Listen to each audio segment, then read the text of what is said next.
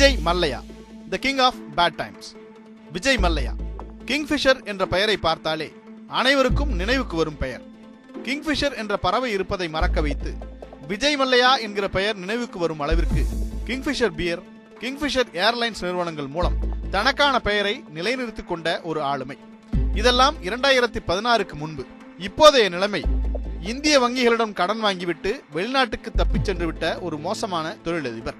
கடன் வாங்கி வைத்துவிட்டு தப்பிச் செல்லும் அளவிற்கு பரம ஏழை இல்லை விஜய் மல்லையா. சுதந்திரம் அடைந்த காலத்திலேயே 1947லேயே பெரும் பணக்காரராக வலம் வந்த விட்டல் மல்லையாவிற்கும் லலிதா ராமையா தம்பதிகளுக்கு மகனாக பிறந்தவர்தான் விஜய் மல்லையா. விஜய் மல்லையாவின் தந்தையும் இங்கிலாந்தில் மருத்துவம் படித்து இந்திய ராணுவத்தில் மருத்துவராக பணியாற்றிய பன்ட்வால் கணபதி மல்லையா என்கிற பெரும் பணக்காரருக்கு பிறந்தவர்தான். கர்நாடகத்தை பூர்வீகமாக கொண்டது மல்லையாவின் சில்வர் ஸ்பூன் குடும்பம். விஜய் மல்லையா பிறந்தது கர்நாடகத்தில் என்றால் வளர்ந்தது கொல்கத்தாவில். மிக பழமையான மற்றும் புகழ்பெற்ற லா மார்டினியர் பள்ளியிலும் பட்டப்படிப்பை செயின்ட் சேவியர் கல்லூரியிலும் படித்தார். படித்துக் கொண்டிருக்கும் போதே தன் தந்தையின் யுனைடெட் ப்ரூவரிஸ் நிறுவனத்தில் மாதம் 400 ரூபாய் சம்பளத்திற்கு வேலை பார்க்கவும் செய்தார். படிப்பை முடித்ததும் அமெரிக்காவிற்கு சென்று பயிற்சி பெற்றார். தன் அப்பாவை போலவே படிப்பில் படு கெட்டிக்காரராக இருந்த மல்லையா சதன் கலிபோர்னியா பல்கலைக்கழகத்தில் தொழில் நிர்வாக மேலாண்மையில் முனைவர் பட்டத்தையும் பெற்றார். தந்தை மாரடைப்பால் இறந்துவிட அவர் நிர்வகித்து வந்த யுனைடெட் ப்ரூவரிஸ் குழுமத்தின் சேர்மனாக தனது 28வது வயதில் பொறுப்பேற்ற மல்லையா அந்நிறுவனத்தின் வாழ்நாள் தலைவராக நியமிக்கப்பட்டார். அடுத்த 15 ஆண்டுகளுக்குள்ளாக யுனைடெட் ப்ரூவரிஸ் குழுமத்தின் கீழ் இயங்கும் 60 நிறுவனங்கள் மூலம் ஆண்டு வருவாயை 11 பில்லியன் அமெரிக்க டாலர் அளவிற்கு உயர்த்தினார்.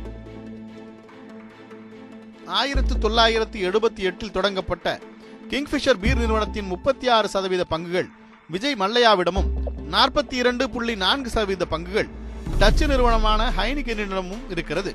கிங்ஃபிஷர் பீர் மல்லையாவிற்கு தனித்த அடையாளத்தை உருவாக்கியதோடு இந்திய பீர் சாம்ராஜ்யத்தில் தனக்கென ஒரு இடத்தை பிடித்துக் கொண்டது. கிங்ஃபிஷர் பீரின் சுவையில் கிறங்கிய குடிமகன்களால் இந்தியாவில் விற்கப்படும் 2 பீர்களில் ஒன்று கிங்ஃபிஷர் நிறுவனத்திற்கு சொந்தமானது என்ற அளவிற்கு உயர்ந்து நின்றது. பின்னர் உலக நாடுகளுக்கும் ஏற்றுமதி செய்ய தொடங்க கிங்ஃபிஷர் நிறுவனத்தின் பீர் 69 நாடுகளில் கிடைப்பதாக மார்தட்டிக் கொள்கிறது யுனைடெட் ப்ரூவரிஸ் நிறுவனம். மல்லையாவின் சொத்து மதிப்பு 1.11 மில்லியன் டாலர்களாக உயர போர்ஸ் பத்திரிகையின் உலக பணக்காரர்கள் பட்டியலில் 746வது இடத்தை பிடித்தார். ஒரு பக்கம் வருமானம் உயர உயர மறுபக்கம் சொத்துக்களை வாங்கி குவிக்க ஆரம்பித்தார் Vijay Mallya. Kingfisher beer, Berger paints, Beston Crompton, Mangalore chemical fertilisers, Asian Age magazine, Cineblitz போன்றவற்றை வாங்கி தனது தொழில் சாம்ராஜ்யத்தை விரிவுபடுத்தினார் விஜய் மல்லையா. பிறவி பணக்காரராக இருந்த விஜய் மல்லையா அவர்களுக்கே உரிய தோரணையுடன் ஸ்டைலிஷாக சுறுசுறுப்பாக இருக்கும் ஒரு இளைஞனைப் போல எப்போதும் தன்னை வெளிப்படுத்திக் கொண்டார். இயல்பிலேயே ஆபரணங்களை விரும்பி அணிகிறவராகவும் சென்டிமெண்ட்களில் நம்பிக்கை கொண்டவராகவும் இருந்தார் மல்லையா. தன் கையில் வைரங்களில் விஜேஎம் என்று பதிக்கப்பட்ட பிரேஸ்லெட்டையும் விரல்களில் ரூபி, எமரால்டு கற்கள் பதிக்கப்பட்ட மோதிரங்களையும் எப்போதும் அணிந்திருப்பார். அவரது காதுகளில் இருக்கும் விலையுயர்ந்த கடுக்கனை அவரது பாட்டியின் நினைவாக அணிந்திருப்பார். அவரது வீட்டில் தாத்தா விட்டல் மல்லையா காலத்திலிருந்து பேரன் சித்தார்த் காலம் வரை 40 ஆண்டுகளாக தனேஸ்வர் பகேரா என்பவர் அக்குடும்பத்திற்கு சேவகம் செய்து வருகிறார். மல்லையாவிற்கு பிடித்த நிறம் சிவப்பு என்பதால் கிங்ஃபிஷர் விமானம் முதல் ராயல் சேலஞ்சர்ஸ் அணியின் ஜெர்சி வரை மல்லையாவிற்கு சொந்தமான எல்லாவற்றிலும் சிவப்பு நிறம் இடம்பெற்றிருக்கும். முக்கியமான முடிவுகளை எடுக்கச் செல்லும் போது நல்ல நேரம் பார்த்துதான் கிளம்புவார். The king of good times என்று பத்திரிகைகளால் வர்ணிக்கப்பட்ட விஜய் மல்லையா தொட்டதெல்லாம் துலங்கியது. அதற்கு காரணம் அவரது ஈடுபாடு. வாட்சோ, உடையோ, படகோ தான் வாங்கும் எதுவாக இருந்தாலும் அது தொடர்பான நுட்பமான அறிவையும் அந்த பொருட்களின் மீதான ஆர்வத்தையும் கொண்டிருந்தார். விஜய் மல்லையாவிற்கு பல்வேறு துறைகளில் பெரும் ஆர்வம் இருந்தது. அதில் விளையாட்டுத்துறை முக்கியமானது. கிரிக்கெட்டின் மீது கொண்ட ஆர்வத்தின் காரணமாக 2008 IPL கிரிக்கெட் போட்டியில் ராயல் சேலஞ்சர்ஸ் பெங்களூரு என்ற அணியை 111.6 பில்லியன் டாலர்களுக்கு வாங்கியிருந்தார். அந்த ஆண்டு நடைபெற்ற ஏலத்தில் அதிகபட்ச தொகை கொடுத்து வாங்கப்பட்ட 2வது அணி அது. இந்திய அணியின் கேப்டன் விராட் கோலியை 15 கோடி ரூபாய்க்கு அதிக விலை கொடுத்து ஏலத்தில் எடுத்திருந்தார். ரசிகர்களிடையே பெரிதும் எதிர்பார்க்கப்பட்ட இந்த அணி பெரிதாக சோபிக்காவிட்டாலும் யாராலும் தொட முடியாத ரெக்கார்டுகளை வைத்திருக்கும் வீரர்களை தன் அணியில் வைத்திருக்கிறது. தனக்கு எதெல்லாம் பிடிக்கிறதோ, எதிலெல்லாம் அதிக ஈடுபாடு இருக்கிறதோ அதையெல்லாம் சொந்தமாக வாங்கி விடுவார் மல்லையா. கார் பந்தயத்தில் ஆர்வம் இருந்ததால் 2007 88 மில்லியன் யூரோ மதிப்புள்ள இந்தியாவின் முதல் ஃபார்முலா 1 பந்தய அணியான ஃபோர்ப்ஸ் இந்தியாவை உருவாக்கி அந்த பெருமையை பெற்றார். கால்பந்தின் மீது கொண்ட ஆர்வத்தில் விஜய் மல்லையாவின் யுனைடெட் ப்ரூவரிஸ் குழுமத்துடன் போட்டுக்கொண்ட ஒப்பந்தத்தின் அடிப்படையில் 1920 தொடங்கப்பட்ட ஈஸ்ட் பெங்கால் ஃபுட்பால் கிளப் என்ற கால்பந்து அணியை Kingfisher east Bengal football club என்ற கால்பந்து அணியை உருவாக்கினார். கால்பந்து, கிரிக்கெட், ஃபார்முலா 1 பந்தயங்கள் மட்டுமல்லாது குதிரை பந்தயத்தின் மீதும் மல்லையாவிற்கு அதீத ஆர்வம் இருந்தது. அவர் கிட்டத்தட்ட 250 பந்தய குதிரைகளை சொந்தமாக கொண்டிருந்தார். கிரிக்கெட் அணி, ஃபுட்பால் அணி, கார்பந்தய அணி, குதிரை பந்தய அணி ஆகியவற்றை கொண்டு யுனைடெட் ப்ரூவரிஸ் ஸ்போர்ட்ஸ் என்ற குழுமத்தை தொடங்கும் எண்ணம் இருந்தது மல்லையாவிற்கு. இவை தவிர 4 தீவுகள் உள்ளடங்கிய லெரின்ஸ் தீவுகளில் மிகப்பெரிய தீவான செயின்ட் மார்கரெட், $60 மில்லியன் மதிப்பிலான சொகுசு ரியல் எஸ்டேட், தென்னாப்பிரிக்காவில் 12,000 ஹெக்டேர் பரப்பளவில் அமைந்துள்ள மபுலா கேம் லாட்ஜை $6 மில்லியன் கொடுத்தும் வாங்கினார் மல்லையா. கலிபோர்னியா மாகாணத்தில் 11,000 சதுர அடி பரப்பளவிலான நகரின் மிகவும் பிரசித்தி பெற்ற பங்களாவை $1.2 மில்லியன் அமெரிக்க கொடுத்து வாங்கினார். நியூயார்க் நகரில் அதிக விலை மதிப்பிலான ட்ரம்ப் பிளாசா, அரபிக்கடலின் ஓரத்தில் உள்ள கோவாவின் கண்டோலிம் பீச்சில் 3 ஏக்கர் பரப்பளவில் கிங்ஃபிஷர் வில்லா என்ற பண்ணை வீட்டையும் வாங்கினார். பார்ட்டி பிரியரான மல்லையா அதை கொண்டாடுவதற்கென்றே ஹெலிபேட் உள்ளிட்டவற்றை கொண்ட 5 நட்சத்திர விடுதியின் தரத்திலான இந்தியன் எம்ப்ரஸ் என்ற சொகுசு படகை வைத்திருந்தார். 95 மீட்டர் நீளமுள்ள அந்த சொகுசு படகு உலகின் 33வது பெரிய தனியார் சொகுசு படகாகும். மிக அதிக தொழில்நுட்பத்தை கொண்டு 1990 உருவாக்கப்பட்ட அந்த சொகுசு படகை கத்தார் தொழிலதிபரிடமிருந்து $93 மில்லியன் வாங்கினார் மல்லையா. பார்ட்டிகள் இல்லாத நேரத்தில் ஒரு வாரத்திற்கு $7,80,000 அமெரிக்க வாடகைக்கு போகும் அந்த சொகுசு படகு. மல்லையா தன் தனிப்பட்ட பயணங்களுக்கென போயிங் 727 மாடல் விமானத்தை வைத்திருந்தார். உலகின் 26 நாடுகளில் இருக்கும் தனது இடங்களுக்கு செல்லும் போதும் தனிப்பட்ட பயணங்களின் போதும் இந்த விமானத்தை பயன்படுத்துவார். இவை தவிர ஏர்பஸ் A319, ஹேக்கர் HS125 ஆகிய விமானங்களையும் அவர் வைத்திருந்தார். இது தவிர பழமை வாய்ந்த பொருட்களை ஏலத்தில் எடுப்பதும் அவருக்கு விருப்பமானதாக இருந்தது. லண்டனில் நடந்த ஏலத்தில் திப்பு சுல்தான் பயன்படுத்திய வாளை $1,75,000 கொடுத்து வாங்கினார். மகாத்மா காந்தி பயன்படுத்திய பொருட்களை ஏலத்தில் விட அமெரிக்கா முன்வந்த போது அதை வாங்குவதற்கு முனைந்தார் மல்லையா. எளிமையின் அடையாளமாக வாழ்ந்து மறைந்தவரின் பொருட்களை எப்போதும் சொகுசாகவே வாழும் விஜய் மல்லையா வாங்குவதா என்று நாடு முழுவதும் பெரும் எதிர்ப்பு கிளம்பியது. எனினும் அந்த பொருட்களை $1.8 பில்லியன் அமெரிக்க வாங்கி இதை நாட்டுக்காகவே வாங்கினேன் என்று கூறி அதிர்ச்சி அளித்தார் மல்லையா. ஏலத்தை தடுத்து நிறுத்தும் முயற்சியில் இந்திய அரசும் தோல்வியை தழுவியிருந்தது. இவற்றோடு கார்கள் மீதும் அதீத ஆர்வம் கொண்டிருந்த விஜய் மல்லையா 250 பழமையான கார்களை வாங்கி குவித்தார். கிங்ஃபிஷர் பீருக்கு அடுத்து அதிக பிரசித்தி பெற்றது கிங்ஃபிஷர் பிகினி காலண்டர். 2003ஆம் ஆண்டு முதல் நிறுவனத்தின் ஆஸ்தான ஃபேஷன் போட்டோகிராஃபரான அதுல் கஸ்பகரை கொண்டு ஒவ்வொரு ஆண்டும் ஒவ்வொரு நாடு ஒவ்வொரு தீம் படமாக்கப்பட்டு ஆண்டு காலண்டர் பிரம்மாண்டமாக வெளியிடப்படும். Katrina Kaif, Deepika Padukone, Yana Gupta, Angela Johnson உள்ளிட்ட பாலிவுட் நட்சத்திரங்கள் கிங்ஃபிஷர் கேலண்டரில் மாடல்களாக இருந்து பின்னர் பாலிவுட்டில் நுழைந்தவர்கள்தான். மல்லையாவின் சொந்த வாழ்க்கை அவரது தொழில்கள் போல சிக்கலானது அல்ல. 1986 ஏர் இந்தியா விமான பெண்ணாக பணியாற்றிய சமீராவை காதலித்து திருமணம் செய்து கொண்டார். மல்லையா சமீரா தம்பதிக்கு பிறந்தவர்தான் சித்தார்த்.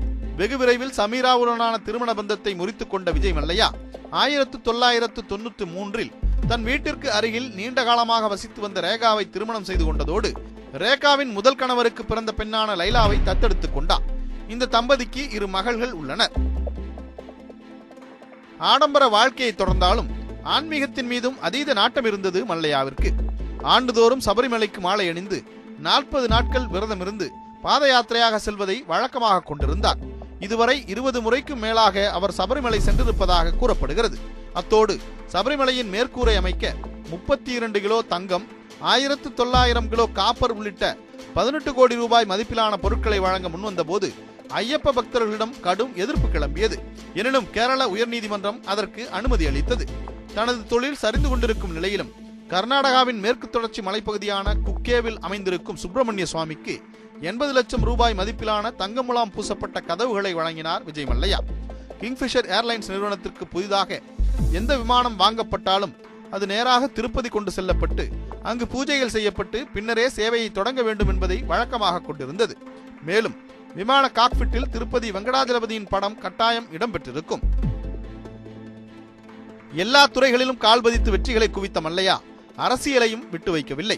2000வது ஆண்டில் அகில பாரத ஜனதா தளம் கட்சியில் இணைந்து பணியாற்றிய மல்லையா 2003ஆம் ஆண்டில் அக்கட்சியிலிருந்து வெளியேறி சுப்பிரமணிய சுவாமியின் ஜனதா கட்சியில் இணைந்து அக்கட்சியின் செயல் தலைவராகவும் பொறுப்பேற்றார். கர்நாடக சட்டமன்ற தேர்தலில் போட்டியிட்ட அக்கட்சி ஒரு இடத்தில் கூட வெற்றி பெறவில்லை. 2003ஆம் ஆண்டில் ஜனதா கட்சியின் பரப்புரைக்காக கர்நாடகாவின் பகல்கோட்டையிலிருந்து கிளம்பிய போது காற்றின் வேகம் காரணமாக 100 அடி உயரத்திலிருந்து கீழே விழுந்தது மல்லையா பயணித்த ஹெலிகாப்டர். இந்த விபத்திற்கு பின் மல்லையாவின் கண்கள் வானத்தை நோக்கியே இருந்தன.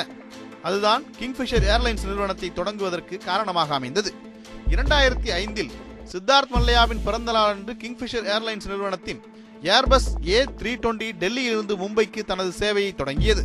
விஜய் மல்லையாவின் வாழ்வில் மிகவும் திருப்பு முனையாக அமைந்த நிகழ்வு இது. Kingfisher airlines fly the good times என்ற வாசகம் இந்தியாவில் விமானத்தில் பயணம் செய்வோரிடையே பிரபலமானது. எந்த சமரசங்களும் இல்லாமல் தரமான விமான சேவையை வழங்கியதால் கிங்ஃபிஷர் ஏர்லைன்ஸ் இந்திய விமான சேவைகளின் உச்சத்தை தொட்டதோடு உள்ளூர் விமான சேவையை வழங்கும் 2வது பெரிய நிறுவனம் என்ற பெருமையை பெற்றது. அது தொடங்கியது முதல் best airlines in India, best economy class seats, staff service excellence award உள்ளிட்ட 30க்கும் மேற்பட்ட விருதுகளை வாங்கி குவித்தது. அத்தோடு விமான சேவைகளை மதிப்பீடு செய்யும் ஸ்கை டிராக்ஸ் நிறுவனத்திடமிருந்து 5 ஸ்டார்கள் பெற்ற வெகு சில நிறுவனங்களுள் ஒன்றாக இருந்தது கிங்ஃபிஷர் ஏர்லைன்ஸ். இந்தியா முழுவதும் புதிய விமானங்கள் மூலம் சேவை வழங்கும் முதல் நிறுவனம் என்ற பெருமையை பெற்றதோடு 50% சந்தை மதிப்புடன் இந்தியாவின் உள்நாட்டு விமான சேவையில் 2வது பெரிய நிறுவனமாக உச்சத்தை தொட்டிருந்தது. பழைய பொருட்களை வாங்கி பழகிய விஜய் மல்லையா நஷ்டத்தில் இயங்கிக் கொண்டிருந்த கேப்டன் கோபிநாத்தின் இந்தியாவின் முதல் குறைந்த கட்டண விமான நிறுவனமான ஏர் டெக்கன் விமான நிறுவனத்தை வாங்கினார். இந்தியா முழுவதும் ஏற்கனவே நெட்வொர்க் வைத்திருந்தது. யார் பேச்சையும் கேட்காமல் மல்லையா ஏர் டெக்கனை வாங்கியதற்கு மற்றும் ஒரு காரணம். ஏர் டெக்கனின் 26% பங்குகளை 538 கோடி ரூபாய் கொடுத்து வாங்கியதோடு ஏர் டெக்கனை சிம்பிளி ஃப்ளை டெக்கன் என்று மாற்றி இயக்கினார். நஷ்டத்தில் இயங்கிக் கொண்டிருந்த ஏர் டெக்கனை வாங்கும் போது அது தன் விமான சாம்ராஜ்யத்தை தலைகீழாக கவிழ்த்துவிடும் என்பதை மல்லையா உணர்ந்திருக்கவில்லை. 2008இல் ஏர் டெக்கன் நிறுவனத்தை தன்னுடைய கிங்ஃபிஷர் ஏர்லைன்ஸ் நிறுவனத்தின் கீழ் முழுவதும் கொண்டு வந்தார் மல்லையா. அதை கிங்ஃபிஷர் ரெட் என்ற பெயரில் அதே குறைந்த கட்டணத்தில் இயக்கினார். விஜய் மல்லையா ஏர் டெக்கன் நிறுவனத்தை வாங்குவதற்கு இன்னொரு காரணமும் இருந்தது. கிங்ஃபிஷர் விமான சேவையை சர்வதேச அளவில் விரிவுபடுத்துவதுதான் அது. கிங்ஃபிஷர் ஏர்லைன்ஸ் அதன் உச்சத்தில் இருந்தபோது இந்தியாவின் டெக் நகரங்களில் இருந்து அமெரிக்காவின் டெக் நகரங்களுக்கு 14,000 கிலோமீட்டர் தொலைவிற்கு நான் ஸ்டாப் சேவையை கொடுக்க வேண்டும் என்கிற பெரும் கனவு இருந்தது மல்லையாவிற்கு. 2006ஆம் ஆண்டிலேயே அதற்கான வேலைகளிலும் இறங்கினார் மல்லையா. அதற்காக $1 பில்லியன் அமெரிக்க, அதாவது கிட்டத்தட்ட 6,000 கோடி ரூபாய் மதிப்பில் 5 ஏர்பஸ்களை வாங்குவதற்கு ஒப்பந்தமும் போடப்பட்டு 2008ஆம் ஆண்டில் சேவையை தொடங்கவும் திட்டமிட்டது. இத்திட்டத்தை இந்திய அரசின் ஏர் இந்தியா நிறுவனம் 2015இல் தான் அறிவித்தது என்பது குறிப்பிடத்தக்கது. மல்லையாவின் கனவு நனவாவதற்கு விமான வழித்தட விதிமுறைகள் தடையாக இருந்தன. சர்வதேச விமான வழித்தட விதிகளின்படி சர்வதேச உரிமத்தை பெற அந்த விமான நிறுவனம் அதன் சொந்த நாட்டில் 5 வருடம் விமான சேவையை கொடுத்திருக்க வேண்டும். விஜய் மல்லையா கிங்ஃபிஷர் சேவையை தொடங்கி 3 வருடங்கள் மட்டுமே ஆகியிருந்ததா ஏர் டெக்கன் நிறுவனத்தை கிங்ஃபிஷரோடு இணைத்து சர்வதேச உரிமத்தை பெறலாம் என்பது அவரது திட்டம். டெக்கன் நிறுவனத்தை வாங்கி இயக்க ஆரம்பித்த சில மாதங்களிலேயே உலகம் முழுவதிலும் பொருளாதார சரிவு ஏற்பட கிங்ஃபிஷர் நிறுவனமும் சரிவை சந்திக்க தொடங்கியது. தொடர் நஷ்டத்தால் நான் ஸ்டாப் விமான சேவை கனவு தகர்ந்து போனாலும் 2008ஆம் ஆண்டில் பெங்களூருவிலிருந்து லண்டனுக்கு தனது சர்வதேச சேவையை தொடங்கியது கிங்ஃபிஷர் ஏர்லைன்ஸ். தொட்டதெல்லாம் துலங்கிய மல்லையாவின் நிலைமை அதன் பின்னர் தான் தலைகீழாக மாறியது.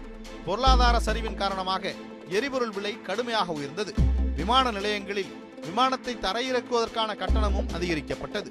சித்தார்த் மல்லையாவிற்கு பிறந்தநாள் பரிசாக வழங்கப்பட்ட கிங்ஃபிஷர் நிறுவனத்தை கேலண்டர் ஷீட்டிங்கில் பெரும்பாலான நேரத்தை கழித்த சித்தார்த் மல்லையாவால் அந்த வயதில் அவ்வளவு பெரிய நிறுவனத்தை ஒழுங்காக நிர்வகிக்க முடியவில்லை. அடிக்கடி உயர்மட்ட அதிகாரிகளை மாற்றியதும் கிங்ஃபிஷர் சீர்குலைந்ததற்கு முக்கிய காரணம். 2008-2009ஆம் ஆண்டில் மட்டும் 1,602 கோடி ரூபாய் இழப்பை சந்தித்திருந்தது கிங்ஃபிஷர் ஏர்லைன்ஸ். 2009ஆம் ஆண்டின் இறுதியில் 418 கோடி ரூபாய் நஷ்டத்தை சந்தித்தது. இந்த சரிவை ஈடு செய்ய 100 விமானிகளை பணி நீக்கம் செய்தது நிர்வாகம். 2010-11 ஆண்டு அறிக்கையை ஆடிட்டர்கள் சமர்ப்பித்த போது கிங்ஃபிஷர் ஏர்லைன்ஸ் நிறுவனத்தின் பங்குகள் 50% அளவிற்கு சரிவடைந்திருந்தன. 2011 நவம்பரில் 460 கோடி ரூபாய் அளவிற்கு சரிவை சந்தித்தது. அதே நேரத்தில் கிங்ஃபிஷர் நிறுவனம் ஸ்டேட் வங்கியின் கீழ் இயங்கும் 17 வங்கிகளிடம் வாங்கியிருந்த கடன் 6500 கோடி ரூபாய்க்கும் மேல் உயர்ந்திருந்தது. 2011ஆம் ஆண்டின் இறுதியில் விமான நிலையத்திற்கு செலுத்த வேண்டிய நிலுவைத் தொகையான 90 கோடியை செலுத்த கோரி மும்பை விமான நிறுவனமான மும்பை இன்டர்நேஷனல்ஸ் நோட்டீஸ் அனுப்பியது.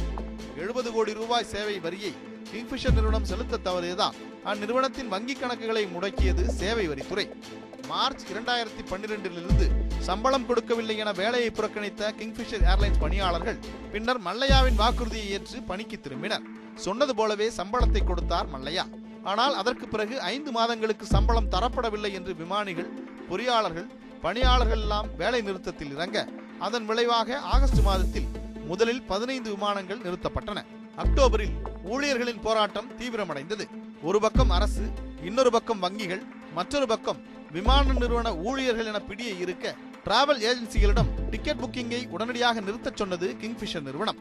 நிறுவன ஊழியர்களின் போராட்டம் உச்சத்தை அடைய பொறியாளர்கள் விமானம் பறப்பதற்கான தகுதி சான்று வழங்காததால் அனைத்து முனையங்களிலும் கிங்ஃபிஷர் விமான சேவை நிறுத்தப்பட்டது. அதே மாதத்தில் விமான ஆணைய இயக்குநரகம் கிங்ஃபிஷர் நிறுவனத்திற்கு நோட்டீஸ் அனுப்பியதோடு அந்நிறுவனத்தின் உரிமத்தை தற்காலிகமாக ரத்து செய்தது. நோட்டீஸுக்கு பதிலளிக்காததால் 2012 டிசம்பர் மாதத்தில் உரிமத்தை நிரந்தரமாக ரத்து செய்தது.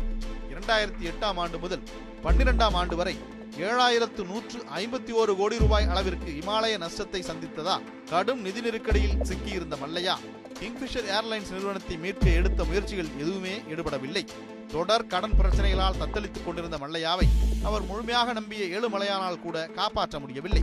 அதே நேரத்தில் விமான நிறுவனத்திற்காக வங்கிகளிடம் வாங்கிய கடனும் 7000 கோடி ரூபாயை தாண்டிவிட்டது. ஜிஎம்ஆர் ஹைதராபாத் இன்டர்நேஷனல் விமான முனையத்திற்கு கொடுத்த செக் பவுன்ஸ் ஆனதால் விஜய் மல்லையாவிற்கு பிணையில் வெளிவர முடியாத கைது ஆணை பிறப்பிக்கப்பட்டது.